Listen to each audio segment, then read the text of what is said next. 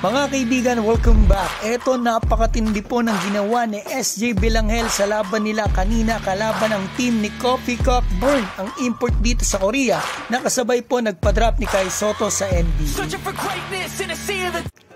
December 23 kaibigan, yan po ang game ngayong araw ni SJ Belanghel. Napakagandang game na naman po sa ating kababayan. Ito yung mga ginawa niya, kita natin napakaganda ng galawan niya rito, spin move. Ito 24 minutes siya naglaro sa loob lang ng 3 quarter. Hindi na po siya ginamit ng court kasi tinambakan na nila ang team nila Kofi Cockburn. Kaibigan, pinagpahinga na siya kasi solid na talagang pinakita niya. 18 points, 2 rebound, 4 assists, 8 out of 10 dito sa field. Dalawa lang yung sablay niya mga kaibigan. So ito, tingnan natin, buzzer beater, nakakatakot talaga tong bata na to kapag kalaban mo to. Kapag crucial o dying seconds mga kaibigan. Yan po yung tinalo natin ng back-to-back ang Korea. Yan po ang naka-game winner din. Talaga naman palakat na mga babae rito sa Korea. Eh sino ba namang hindi bibilib dyan, napakalayo? Yung iba half court, eto, nasa kabilang court talaga. Kita nyo naman mga kaibigan kung gaano kalayo, napakatindi yan. Hindi ko makakalayo, ipapasok yan ng ating kababayan. Sobrang layo nun, diretso-diretso, ringless. Galing. So ito mga kaibigan, tingnan natin ang gagawin niya rito. Kayang-kaya niya yung bantay niya, no match.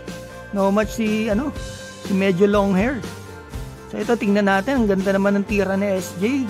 Lumabas lang, sayang, 21 points sana siya dito mga kaibigan.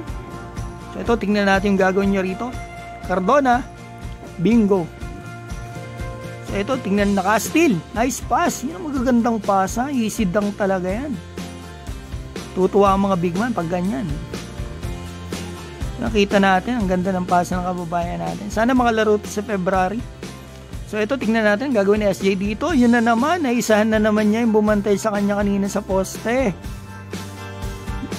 So ito, tingnan natin, nagchacha na doon yung Koreanong big man. Nice one.